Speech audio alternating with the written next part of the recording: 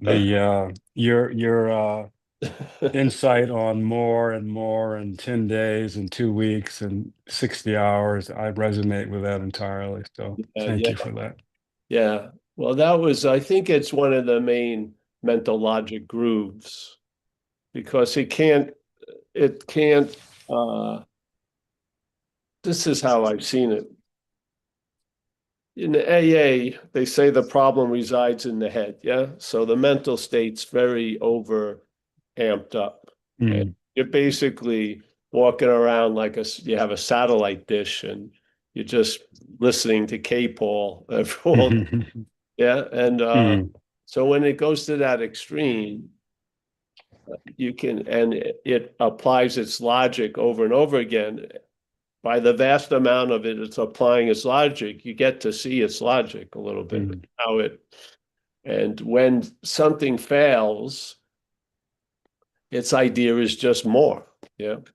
It doesn't sit and see the real imitation in the failure because it's got a lot of blind sides, a lot of blind Mm. spots that are shut down. And this is a hard one people learn very hard in recovery, which is the self can't get out of self, but the self Mm. doesn't think so. See, the Mm. self thinks it can escape, and it's escaping, AKA as Paul. And it sees Paul and self as two different things, but Paul and self are the same Mm. activity. Yeah. The Yeah. selfing is two-sided. There's the idea of there's an objective view. We say we get the idea that we'll call it self, but there's the subjective, yes, Mm. subjective view that's also the selfing, so to speak. Yeah. Mm. Yeah. People don't, a lot of people were afforded seeing the first thing as not us, let's say, the objectified self, but we believe that which is observing. Uh, the observing is cool. It's the observer is the dilemma. Yeah. Mm. So like the Mm. idea of witnessing, I'm all for, but when you say the witness, forget about it.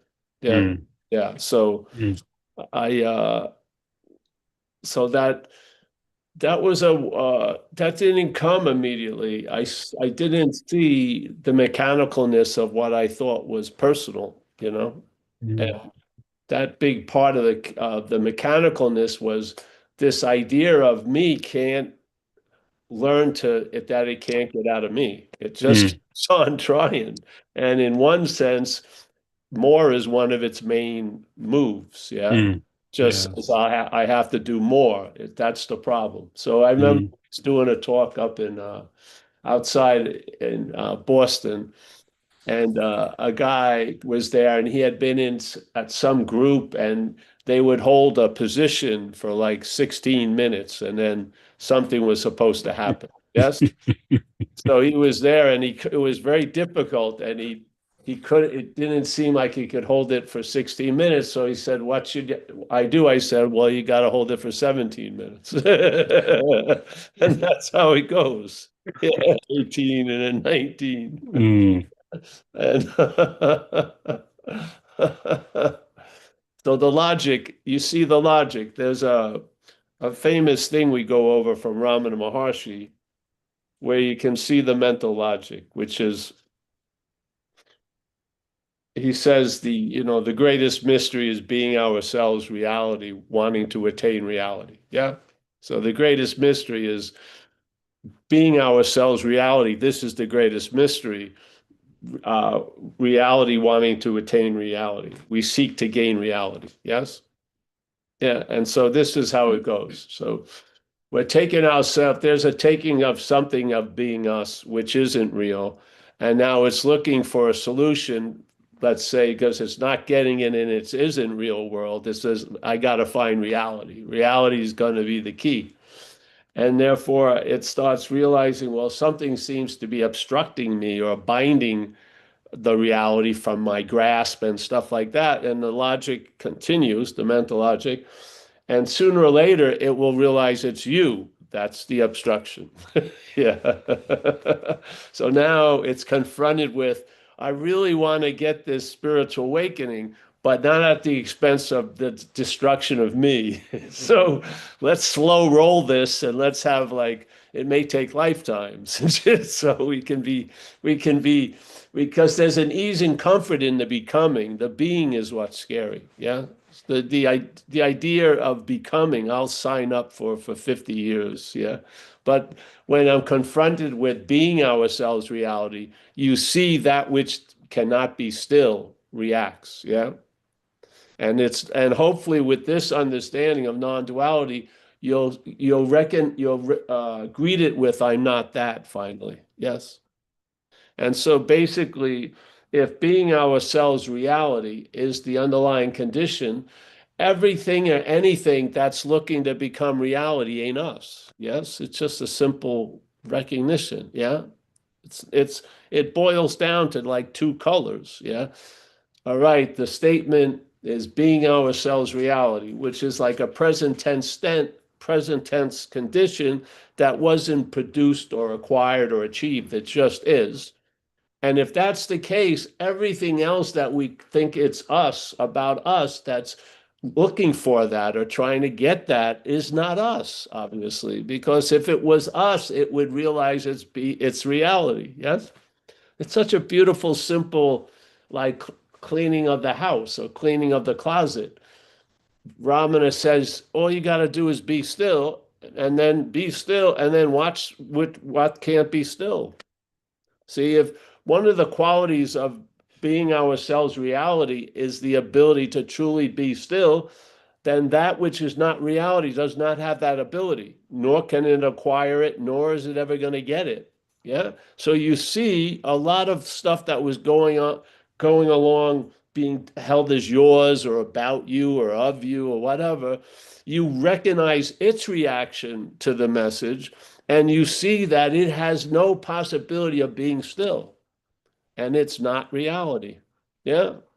It has its own reality. It keeps uh, fertilizing and going over and over. But that reality is the act of denial of reality. Yeah. That reality is full of long lasting, independent, separate things. Yeah. That's not reality. Being ourselves reality, all of that that's reinforcing and supporting that reality is not us. There's no war. It's very disarming. You just see it. And then more gets revealed about what? About what you're not. Yeah. And what is it getting revealed to? To what you are. So now the Buddha here's the message. You can't use the Buddha to seek the Buddha. It's very clear to the Buddha. Yeah. Why the hell would I be using myself to find myself when I'm already myself? So the dilemma is the Buddha, yeah, is disguised as Paul. And now Paul, being the reality, wants to attain a higher or a more stabilized reality through Buddhism. So now Paul is using Buddhism to get to the Buddha, where the statement is Paul is AKA Buddha. So the head is using the Buddha to seek the Buddha. And this is why this great master Huang Po said it.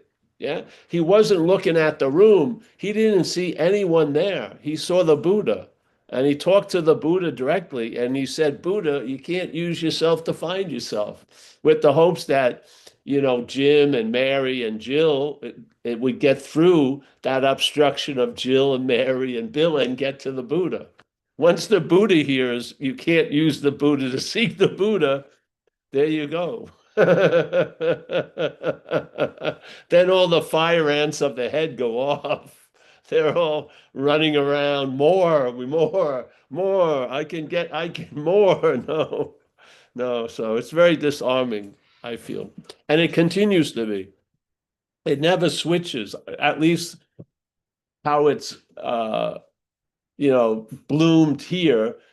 It's always been, the basis has been disarming, disarming, disarming, disarming. And so be still, just sort of like, all right, be still and watch what can't be still. And what cannot be still is not you, obviously. Being ourselves reality, we have the ability to be still. Ramana Maharshi recognized that, and he just said a simple suggestion. All this stuff, no, just be still. Okay, let's see what happens, because there's a whole lot of us that ain't us. You know, it's a lot of activity, mental activities that we all seem to have. Yeah. And then the idea that it's personally us is really the cherishing of self, or the addiction of self. And the head is addicted to this idea of being the doer, the thinker. It's not so addicted with the body, but the body represents all the claiming of the doership and the feelership and the seeingship.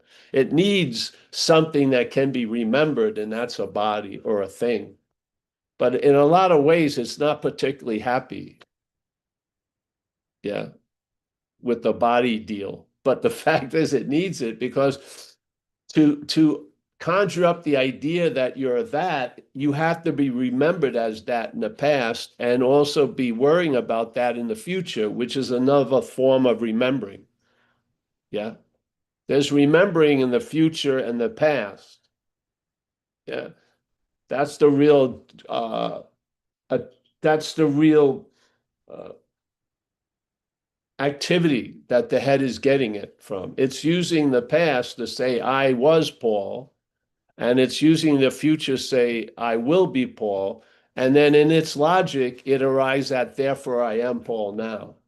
It doesn't start here because it's not here. It has to start in the past and the future. And then miraculously, it's put here. And when it's put here, it says it's always been here, but it hasn't. You have you have been forgotten many, many times here. Yeah, you may never be forgotten in the past or in the future, but you're constantly forgotten in the present. Yeah, all day. If you do something you like, yeah, if you play sports and you get into a zone, you know, those things they call it, where the idea of you isn't the dominant theme. Yeah, there's just a living, and you're in the water, and then you give great like credit to the water, but it's really you. Yeah. Yeah. The water was just something that extracted it from you, but without you, there wouldn't be that joy in the water. Yeah. So, yeah. So I was Paul. I will be Paul. Therefore, I am Paul. Something's blocking me from reality. After you go through a number of things, it dawns on you, it's you. And then the cognitive dissonance kicks in. All right, this is how I can attain reality. I must be completely destroyed. Wait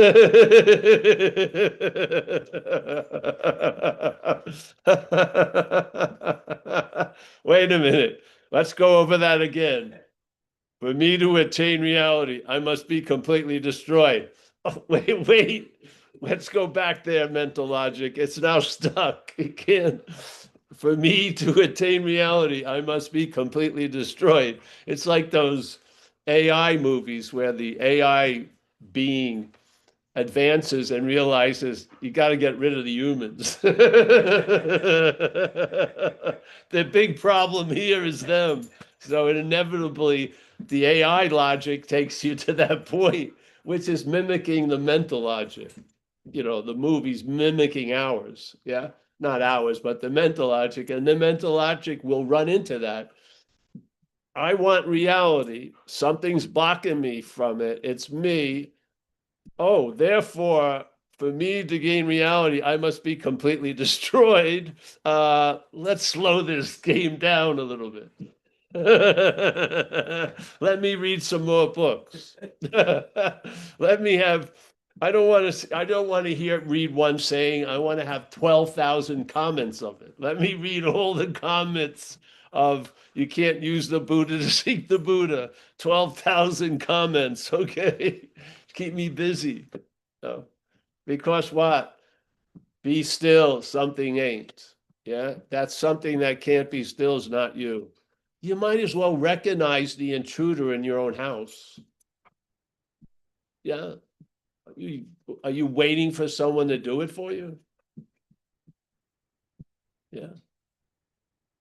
Are you waiting for someone to do it for you? A savior is going to fail you. That's its great success, because you don't need to be saved. So saviors have to fail, literally. And they make a great commitment. Maybe they're going to get crucified or whatever, but they're going to fail because you can't be saved. You're not lost. Yeah.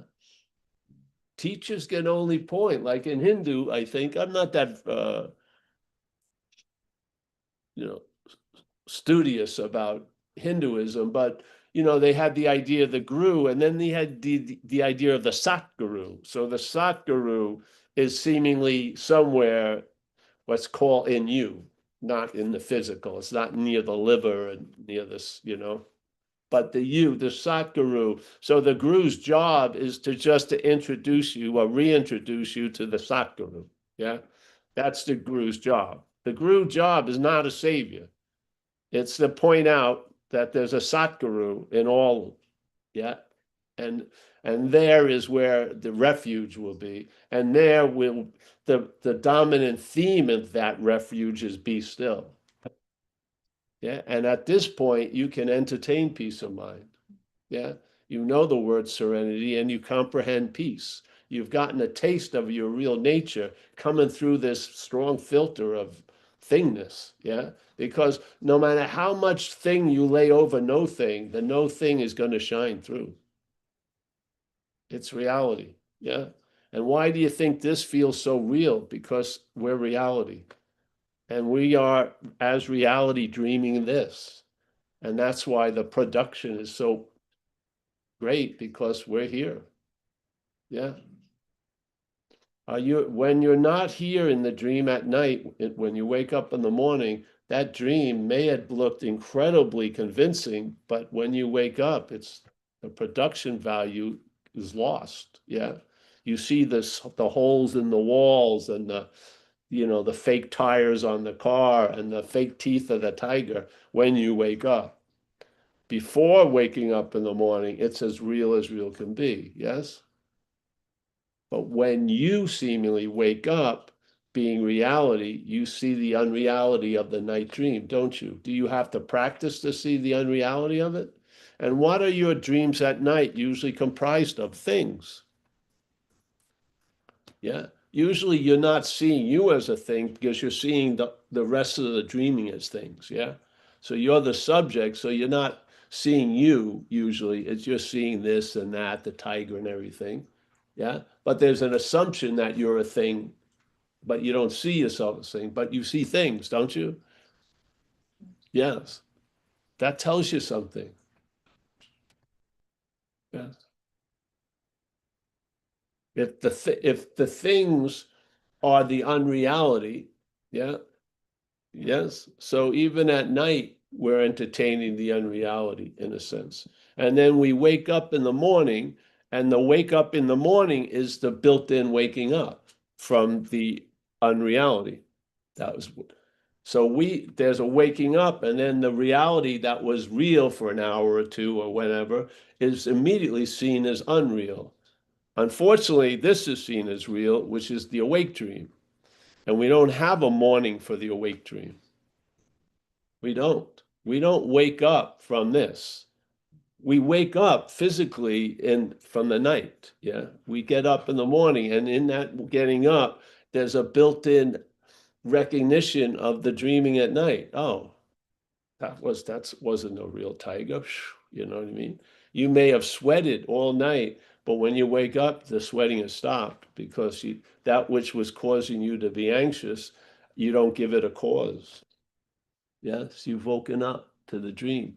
So as he says, the only requirement is necessary, and we see it when we wake up in the morning, is to see the unreal from the real.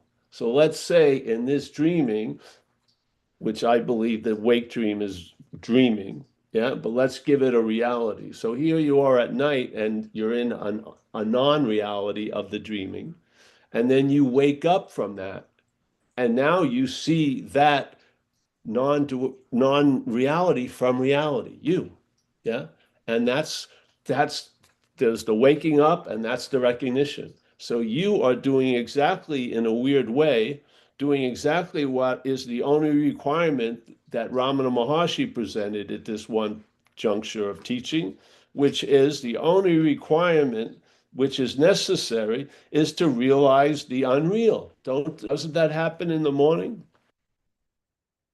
Is it built in? Yeah, yes. Do we have anything like that in the rest of the day? No, we don't. Here you go. We're doing, it just seems it's different because we're in this one. We're not in the night dream, but we're doing the similar thing. We're seeing the unreality of what the head was going to be real. And we've also seen the head is programmed to see the unreality as real.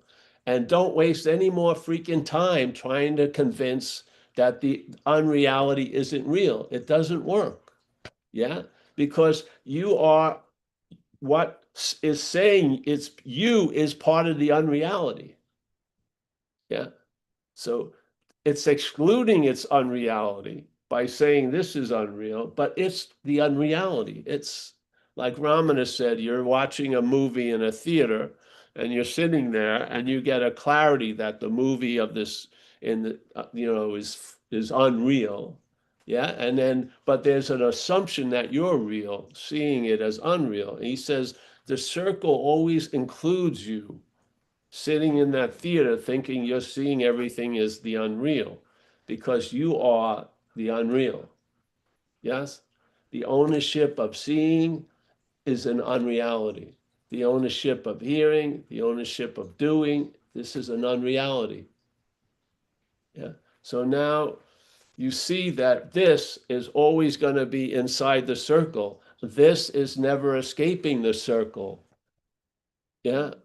Just like the tiger at night doesn't escape that dream and run around all day attacking you in the day, does it? No, not usually. The same thing in here, when you wake up from here, it's not in a morning, but it's the exact same thing. You start seeing what you used to see as real as unreal. But in this one, you're included in what you used to see from as real is unreal. So what you used to see is unreal, yeah? And what you used to take when you saw it and you thought it was real, it's unreal. And that which was the seer of the unreal is unreal, yeah? And this is the waking up, in a sense. You wake up, and in a sense, just like you were never seemingly a citizen of that dream when you wake up in the morning. The same thing, in a sense, happens here. Yep. You wake up, but in this case, it continues because this is a wake dream and the other was an asleep dream. There is a difference with this. This will continue. It's like a mirage. Yeah. So a mirage, it looks like it's an oasis. And when you get there and the palm trees and everything, and you go there and there's no palm trees, you were just seeing something that wasn't there. But and you have an understanding of that, yet if you go 5 or 6 miles away and look at the same time during the day, you'll see the same mirage. Even though you now know it's not true, you'll still see it. This is what's happening here. Yeah. There's no awake like from the night dream here. You wake up to the dreaming and the dreaming continues because the waking up isn't you. You wake up from the you and you finally recognize this is part and parcel of the dreamt. Yes, this is not the dreaming. This is not what's dreaming. This is what's been dreamt. Dreamt, yes? This is what happens. A lot of us, we miss 1%, but that 1% is overemphasized. So all seeing all the unreality of thousands and thousands of things and not seeing the unreality of that which is seeing it doesn't go anywhere. Yeah. That 1% is super emphasized. Yeah, it negates the other 99%. Yeah. I heard it innocently when I was younger doing this stuff. A lady would tell me she lost her ego, but everyone else's ego was really driving her crazy. Yes. So this is sort of this is this is the dream, this is the dreamt story of awakening. You're going to be one of the chosen ones, and you're going to wake up as a dreamt and recognize all the other dreamts as unawake.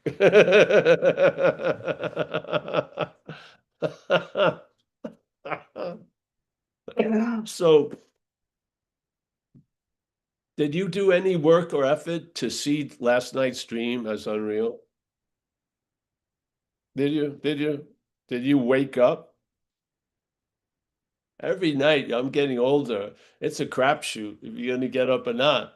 You should say your goodbyes every night. Call everyone I know. Hey, I could be going today. Who knows? And then you wake up. Yeah. And then whatever dream you were captured in thinking was real, suddenly you have the eyes to see its unreality. Well, here you have it now, satsang and non-duality. You have been given the eyes to see the unreality. Yeah. Just be clear on the head is going to claim to be the one that sees the unreality. And that is also unreal. Yeah, this is why we emphasize warnings more than the message, because the message gets neutered by the one who hears the message. And especially when you're really serious about getting it, you're rushing right in front of the line, and your mitt catches the ball that's not meant for you. It's about you. It's meant to someone else, something else to catch it. It's meant for the Buddha to hear you can't use the Buddha to seek the Buddha. It's not meant for Paul to hear it because it's confusing to Paul, because Paul doesn't see himself as the Buddha.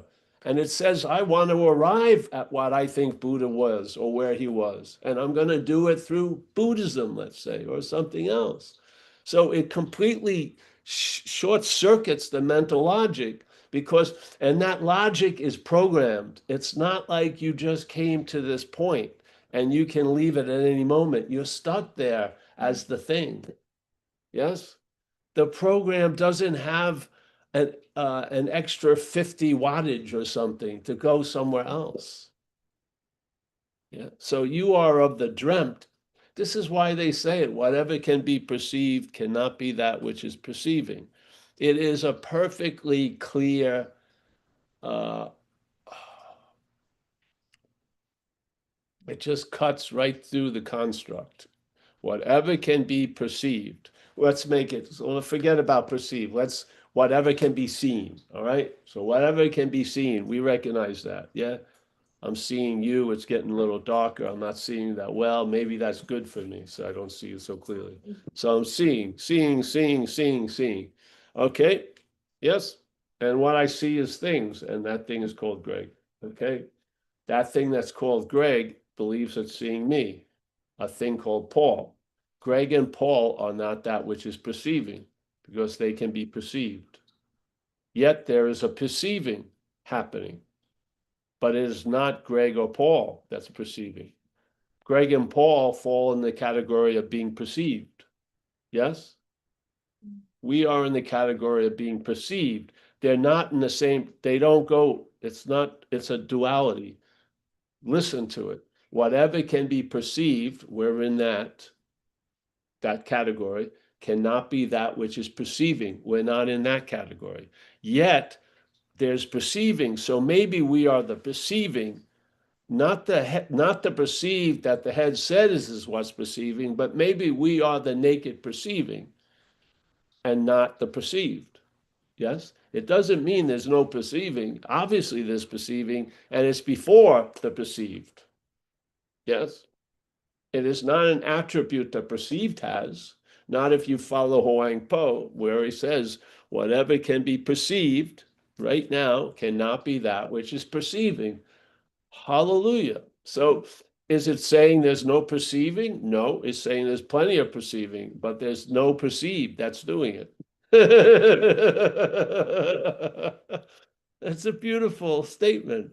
Just let the mental logic is going to melt. You see, it's going to melt. It's insane if you see it from outside of it. Very rarely are we left outside the mental logic. You usually are seeing everything through the mental logic. Yes, but non-duality can free you from this. How can, it's the easiest thing to be freed if you already are. Yeah. See, if you're in a seeming made up prison and someone just tells you you're not in it, that's being freed, but the basis was you were never bound. This is the non-duality solution. You're going to be freed, but it's not based on something or someone broke the bounds.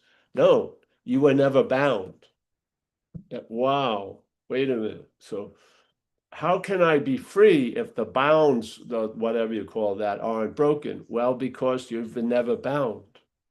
You imagine it to be so. You believed it was so. You've acted as if it was so. You lived as if it was so, but it ain't so. And non-duality is so beautiful. It's like a steak that doesn't move. You got to dance around it. It's not fucking fitting itself around you. It's just confronting the system. And it's basically echoing the statement of be still and then see what can't be still. And what can't be still cannot be of the reality, because the of the reality, which is we are, yeah, the easiest suggestion to follow is be still. Know that you are God. I am that I am. Know that you are that I am. Yes? Yeah. So, trying to teach yourself to be still physically, whatever, that's great. Hold the posture for 12 minutes. That's great. Yeah, probably maybe good for your blood circulation shit. But that's not being still. Being still is of another nature. It's not a physical stillness we're talking about, because you're going to be stiff and still when you pass away. You'll be stiff as a board and you'll be in your last fucking yoga posture, dead man's pose. You're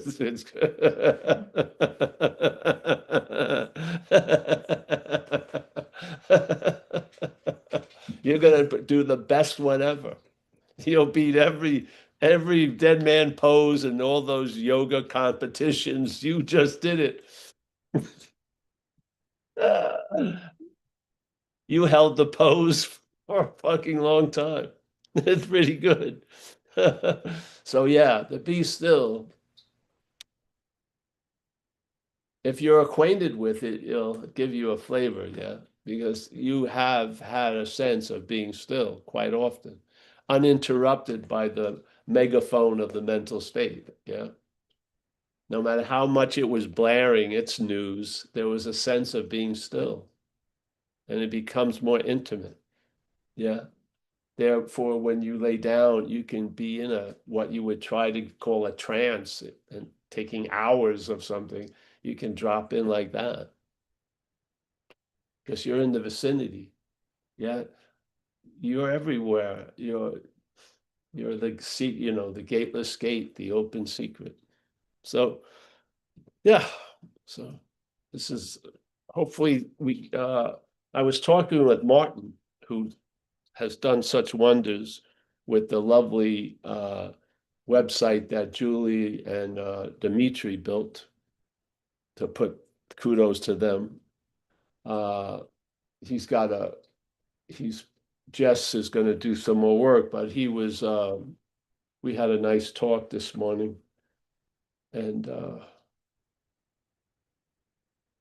don't know where I was going with that, but there was a lot of stillness in that. I said I was going to miss him. He's not going anywhere, and I knew it, but I was just joking around with him. And yeah, just a lovely. I've only met him once when we were in Italy. He visited us for a few days, but I felt so intimate with the dude, because I had the same. He's gone to this like white on rice. He's just such a aha that got triggered by our community and everything. I just love it. He's a member of the choir, so to speak. So, yep. Anyone has anything they like to share or whatever? Any questions? All you perceivable ones.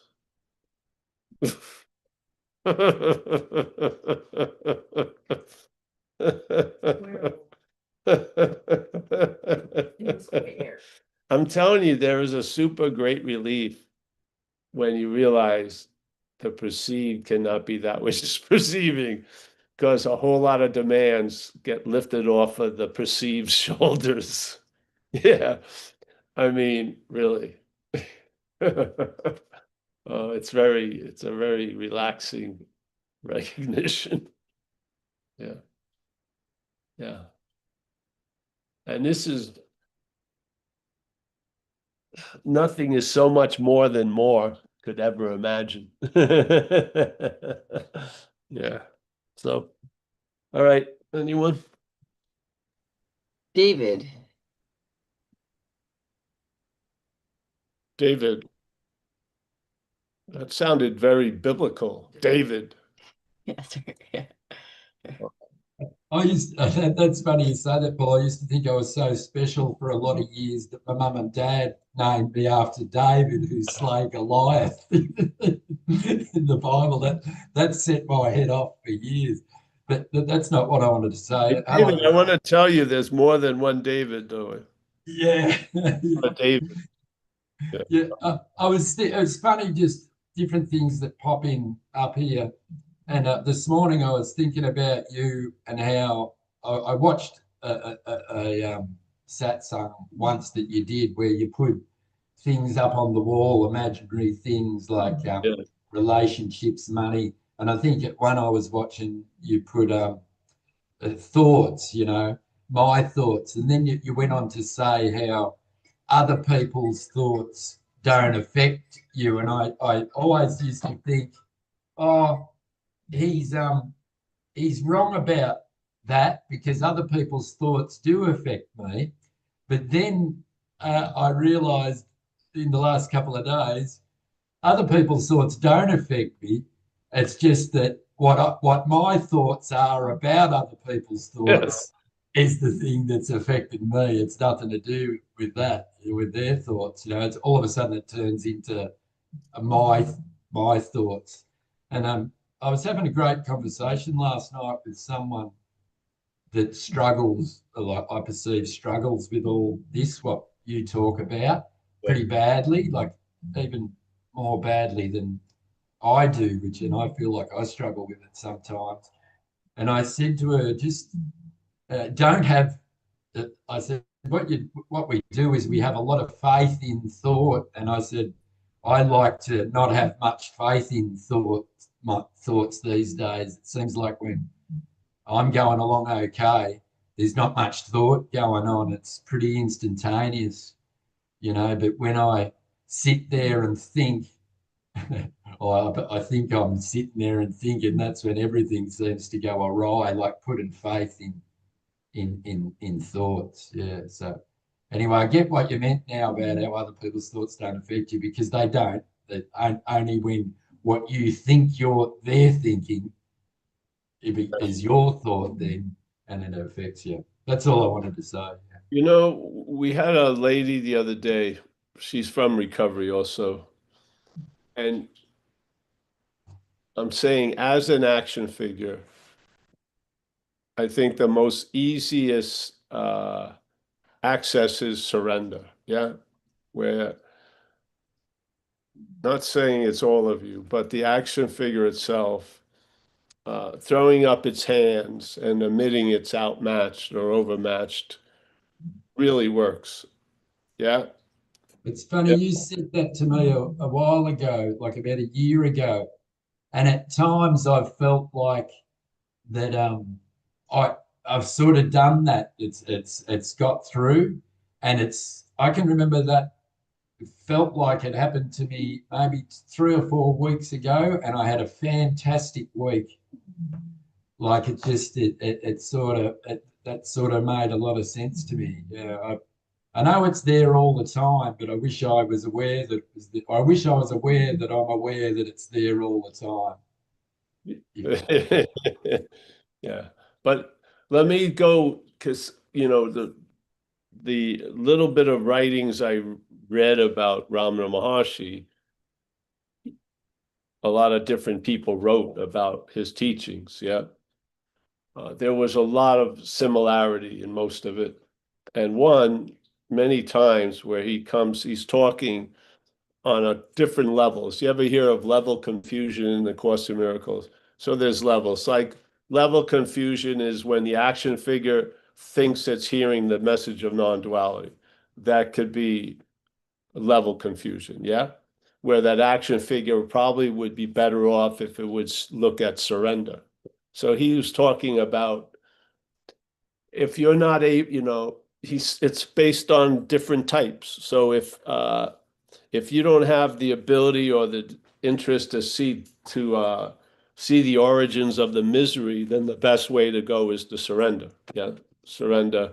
Thy will be done. And then after a while, thy will be done. You observe thy will is done. Yes, and then a faith that was without knowing it, mostly in the head, gets moved. Yeah, the action figure can't do the moving, but it can observe or experience the effect of the moving of faith. And through the surrender, it has a new a way of seeing things that may work. Yeah, so surrender, and in recovery, the easiest way to go is just admit that you're fucked, basically. And in that admittance, it opens up the space for some other possibilities to show up. Yeah. And so it's not one or the other. There's a recognition of the non-duality assumption, and there can also, in the play of the action figure world, there's also surrender. So yeah. So for me, I met recovery when I was 30-something years old. And I wasn't getting down to the origins of the misery. It was just way too much static. But I could recognize that whatever was directing me, I could, ask a dog catcher to run my life, and he would do a better job than I would. Yes, so I had a great suspicion that the captain of the boat was steering it the wrong way. And so I could have a sense of surrender. And that became super intimate in the 37 years of sobriety so far. The super intimacy, which non-duality has put a lot of light on, but the intimacy was really the surrender of the action figure. Yeah. Yeah. I don't see them as two different things. And I feel a lot of times people are trying to figure something out that it would be best addressed through surrender, really. Yeah. And remember, a lot of the concerns we're having are of the action figure, and there are ways in the action figure world that are very, very efficient, and surrender is one of them. Yeah.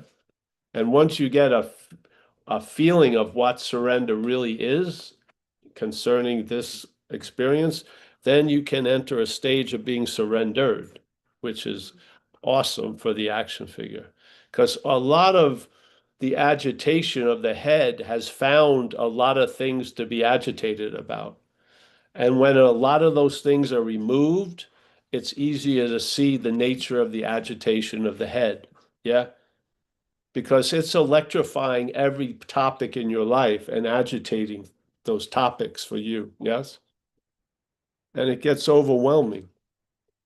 When there's a surrender, that agitation doesn't leak as far as it does or did, because you turn over your will and life over to the care, which means all of the territory that the head had claimed is now being withdrawn from the head and given over to something greater. Yeah. So now its agitation is easier to see. Yeah. You can see the money isn't agitating me. It's the agitation about money. Yeah. It's how I see fucking things. Yeah. And then when everything is chaotic, it's difficult to recognize that. But when a lot of the shit cools off by this idea of surrender and turning the will and life over to the care of something greater than self, yeah, then you get to the nucleus of the dilemma, which is there's the head's agitation as nature. Its nature is agitated. Yeah, that why, and it just loves to trigger the agitation by giving meaning to a lot of topics. Now, these would be called your life, and the head is giving meaning to everything about you and your life. And when you surrender that, and something else has the opportunity to give your life meaning, you'll maybe travel a lot easier through it, truly. And then you can get down to the exact nature of the wrong because and not everything is infected with chaos. And then you can just follow the mouse to its hole because that string is going to bring you to the hole and you'll see where the agitation lies, which is in the mental state. Yeah. So I see that pretty. I know you're not directly talking to me, Paul, but I see that pretty often in the way as things have changed for me, like driving in traffic. Or I'll give you a real simple one.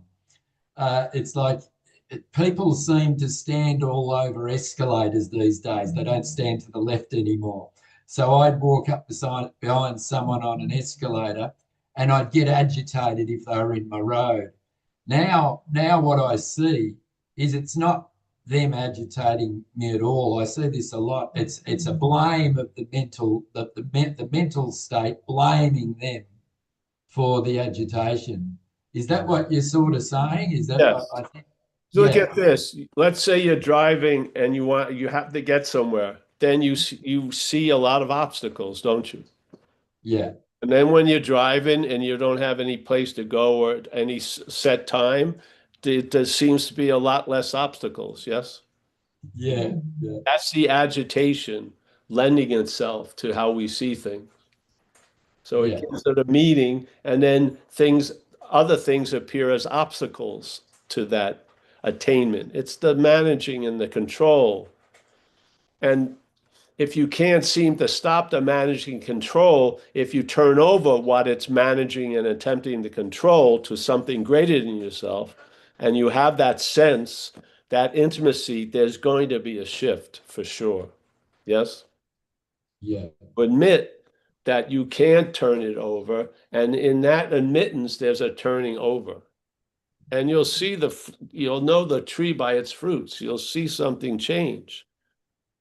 Just simple. If you're going somewhere and you got an agenda, you see a lot of obstacles in the drive. The same drive and the same road at the same time, another day where you're not going anywhere. And, you know, there's only one left. There's one slice of cheesecake at the bakery. None of that.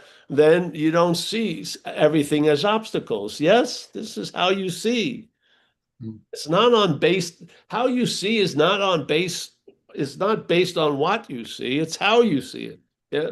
yeah, So, and I was completely outmatched, and I admitted it. And I felt something change, and from that point on, I knew what surrender meant, and it led me to be surrendered based on the main principles of my life got changed. Yes. Instead of being the end of all things and then rationalize every type of means as long as I get to the end, I found myself in the means of life where I'm being used and pushed and asked to go and done that. And it just fits. It's like the water wasn't agitated. It was my fucking paddling that was agitating it. Yes? The water was going pretty well. I just had to stop fucking, you know, yeah, the way the head wanted to. Yes, yes. And then non-duality just when that space is made, non-duality will fill it with light. Yes. And then you will get to the exact nature of the wrong. You will. and you will see it as foreign to us. Yeah. And that triggers a loss of interest, or I did with where I sat. A loss of interest that I had so much interest in changing happened, yeah, by losing interest in the whole event. Yes, yeah. It's a coincidence that how you just said what you said, and I'll tell you why. I knocked off early yesterday because I had a splitting headache all day. I felt I was agitated all day too. I was living in amongst that, and I went home early, and then that was Wednesday night last night. And my daughter's asked me in the last month or so if I'd give her a hand doing statistics for my granddaughter's netball games. So I had to be at the netball last night at 6:10, which was another half an hour away from my place. I ended up getting out of my place. I argued with myself up in here for a couple of hours. Will I go or not? I'm feeling sick. I'm this, I'm that, I'm everything else. No, I won't. But then I decided just to go, sort of out of a bit of respect for my daughter and granddaughter because they've asked me to do this. So I set off on my journey. I left a bit late. I pulled into Macca's on the way, even though I perceived I was running late, and bought a coffee. They took a little bit too long for my liking to get my coffee ready, so I got really agitated by that. And then I hit heaps of traffic, caught every red light that you could imagine, everything else, all these obstacles. This is no kidding. It was amazing what you just said. And I got there. I can't believe how it happened, but I got there with 10 minutes to spare. Anyway, I walked in and I worked out. I gave my daughter a hug and said hello to my granddaughter. And then I opened up my little stats book and the game started and I start writing down the stats that I have to write down. This is no kidding. Within 5 minutes, I realised my headache was completely gone. And I put it down to that all of a sudden, I wasn't self-absorbed in me. I was just doing what I had to do to help someone else. Yeah. And that's how it worked. And it amazed me. I drove all the way home and I was a bit amazed by it. It actually felt really nice. Yeah. So that story, that thing you said then really hit home with the traffic and stuff. Yes, yes. So there's agitation begets agitation. Look at how much agitation is produced by the word awakening, spiritual awakening in spiritual groups. Yeah. Yeah. Because the head claims it, and then it gives the spiritual awakening part of its nature, which is fucking agitation about it. When is it going to happen? If it happens, when am I going to lose it? And stuff like this. And this, you could see it when you've been in groups of spiritual groups. Enlightenment, one of the definitions of enlightenment is the cessation of all suffering. And the head of spiritual seekers uses enlightenment to produce a lot of suffering. Really. I'm not enlightened. They're enlightened. They shouldn't be enlightened. I should have, blah, blah, blah. Yes. I mean, it's not enlightenment. It's what's claiming the enlightenment. It doesn't get the enlightenment to affect the agitation. It injects the idea of enlightenment with its agitation. Yes, you see it? And you're hoping something special is going to turn that around, but it doesn't. Yes. I've watched people come here.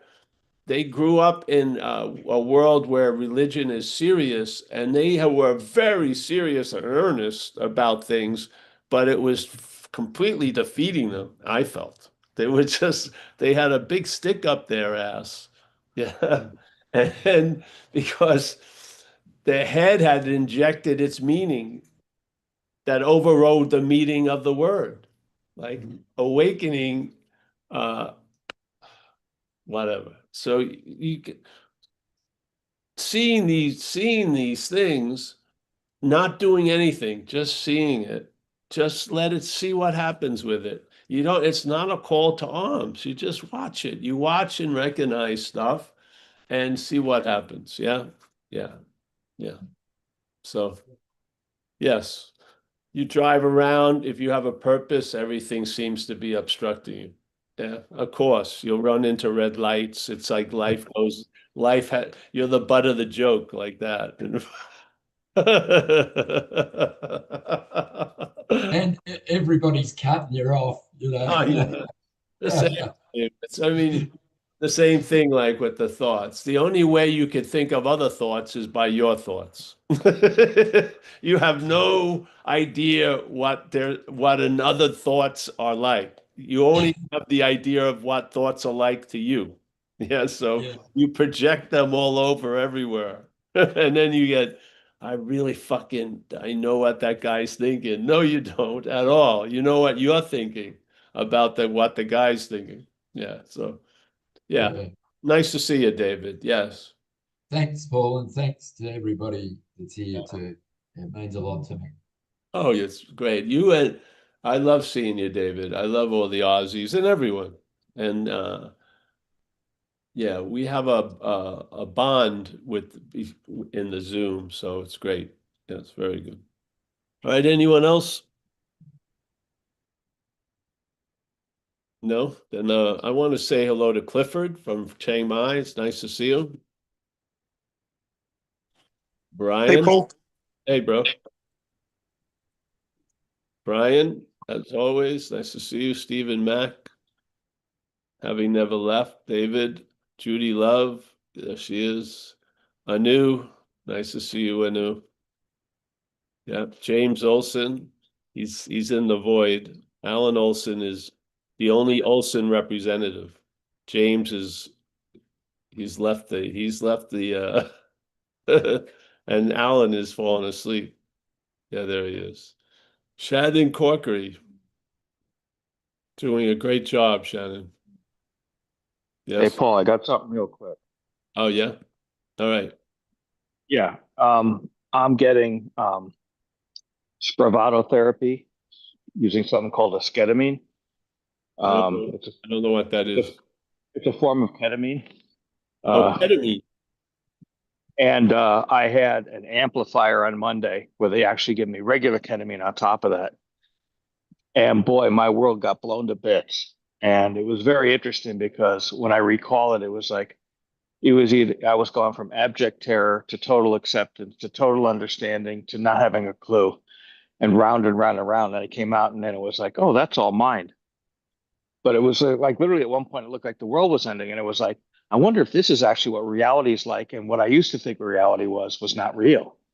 And then of course I came back to that and it was just like, I'm still sort of undoing all that in my mind. But I just thought I'd share that because it was like, the mind sure does crazy things.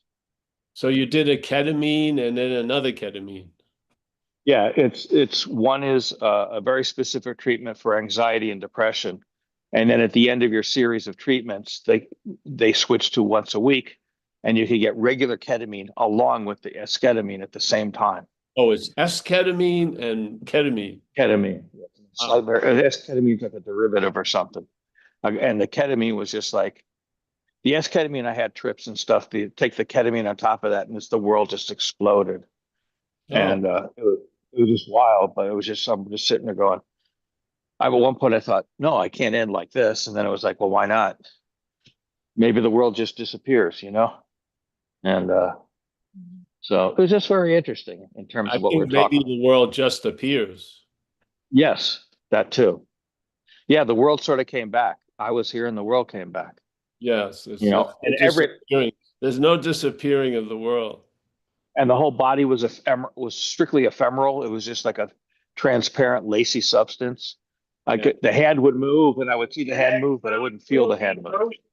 I didn't know that I was actually doing therapy when I used to shoot ketamine. That's interesting. If I can retroactively own it that way when I was shooting ketamine. There you go. It was part of your path. That's why I was under therapy. Is your path? Used to have my probation officer. It's so funny how things are going. Yeah. Yeah. We're gonna try everything. No one's getting out of here. But on one level, it really seemed to release a lot of the tension in my body. It's been 3 days now, Oh, great. and Oh, I so we'll hope see what happens. whatever works. Yeah. And it's Yeah, fantastic. that's my buddy used to say, whatever works, you Yeah. know. Anyway, I just thought I'd share that. And I should have started a therapy. You never should have stopped. 1981. Wow. I didn't. Yeah. Oh, wow. Yeah. So I missed a junction of my life. I could have gone a whole different career-wise. I could be yeah, consulting people on ketamine trips now. Being an yeah. There you go. ketamine. Yeah. Whereas my first regular ketamine trip was Monday. So Oh, wow. Well, good, man. Remember, there's yeah, no you. that's right. Certainly, that's the part. There was the me thinking there wasn't a me in the middle of me thinking that. Yes. Well, that's the duality. So Yep. Yep. you disappear, you completely appear, disappear. That's Mhm. the camera has 2 clicks in the shutter. Mhm. Yes. Yeah. Yeah. There's no way the mind can grasp the experience. No. All right. Well, great, man. Thank Anyone you. else? Anyone go on a DMT 12 trip? Tell me. I don't do DMT 13 though. No, could be very unlucky. Pass on that. Yeah. All right. Well, listen, man. What a lovely evening. Judy Love and David and Stephen Mack on Robbie Ray, Alan Olson. Everyone's getting what they need. Alan needs a little nap. His brother went into the void. James is gone completely. Steve. Yeah. Eric. Hey, Eric, listen, we wish you all the best, Eric. From all the community of Zen Bitch Slap. Yes? Thanks, Paul. Yeah, you're welcome. I hope this amused you for an hour. And so there you go. Kind of in the background, but That's great. as So, Jillian, when do you get released? tomorrow, supposedly. Oh, wow. Oh, Yeah, well, it was an overnight thing. take good care of yourself. And if you can't, let us know. Yeah. Thanks, man. Yeah. All right. These Suzanne, meetings are good. I know. Yeah. There's a very nice way of, it's a beautiful distraction. Yes, truly. Susanna. Yeah. Susanna W., a friend of mine for a long time. Yes. Yeah. Everyone else, thank you. I'll see you tomorrow, I think. What is it, Thursday? Tomorrow? Yes. I have such a lovely people here too today. Amelia, Mia, Greg, the dog, the cat. Yeah.